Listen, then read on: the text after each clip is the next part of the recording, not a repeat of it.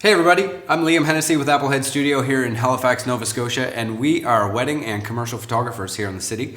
This is our first crack at YouTube photography videos, and we've decided to come out with the first video discussing a topic that we have agonized over for many weeks and months, and that is why did we decide to choose the D750 to replace our D3s and D700 bodies that we've been shooting with for so many years.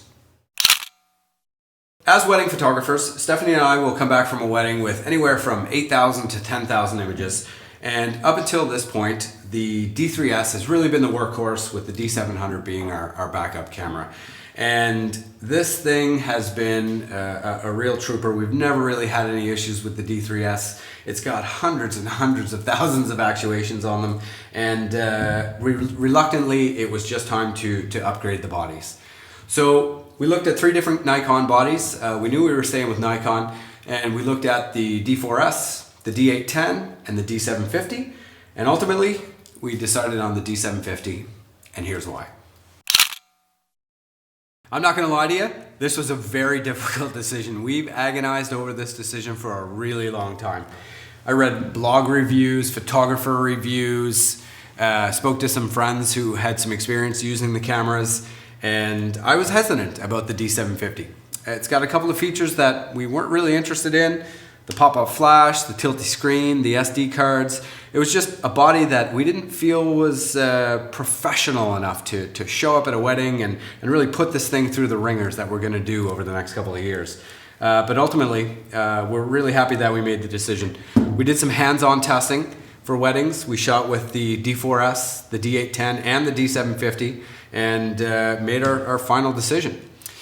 When it came right down to it, we decided on the D750 for 3 reasons. 1 is focusing. This thing will shoot in the dark. 2 was camera size and the weight of the body itself. It's a simple camera to have in your hand all day long. And the 3rd reason, and probably the most important for us, was the image size and the image quality coming out of the D750.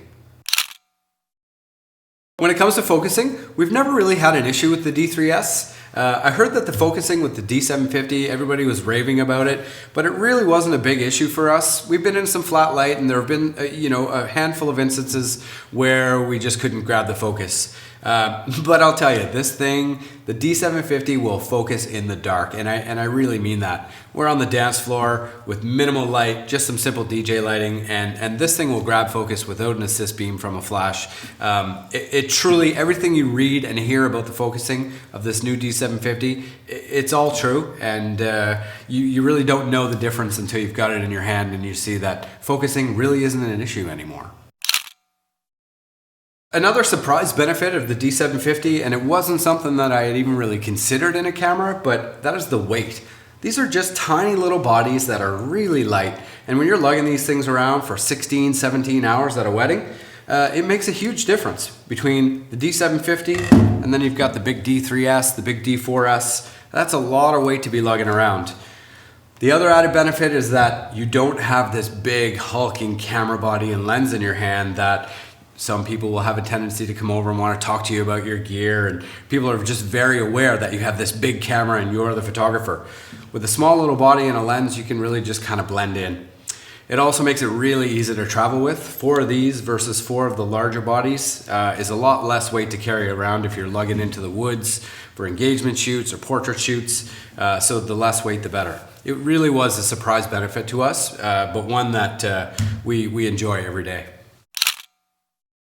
So the 3rd reason that we went with the D750 was image size and image quality. Up until now, we've been shooting with 12 megapixels out of the D3s, and we have had billboards, large format prints, and canvas made, and there's been no real issue. But 24 megapixels coming out of the D750 was really the perfect size. We were doubling our file size, so we did have to take into consideration we have to double our storage, but with memory being so cheap these days, it's really a non-issue.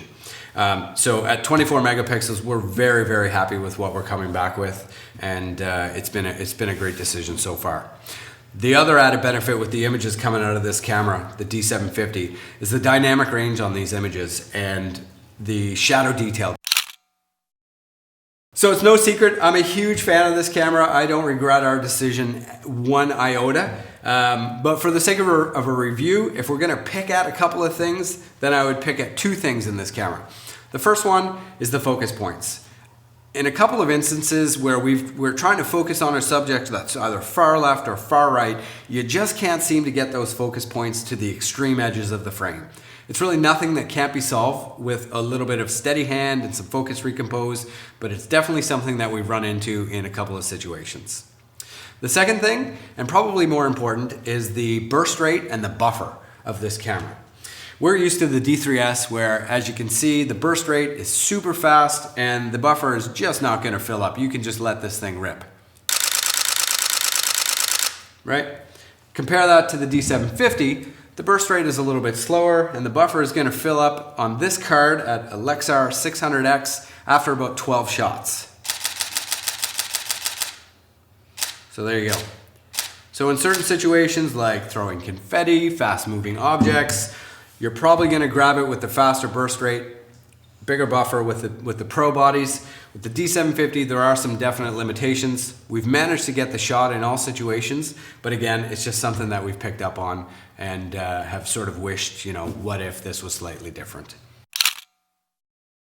As I mentioned, the three cameras that we were considering when replacing our body stock was the D750, the D4s, and the D810. We ruled out the D810 almost right off the bat. The file size was just too big for us. We didn't need that resolution of an image. And again, based on the images that we shoot, it was just too much. The D4s, again, it was a really simple economical decision. We were looking to replace 4 bodies, and to replace all of our cameras with D4s was going to cost us upwards of $25,000.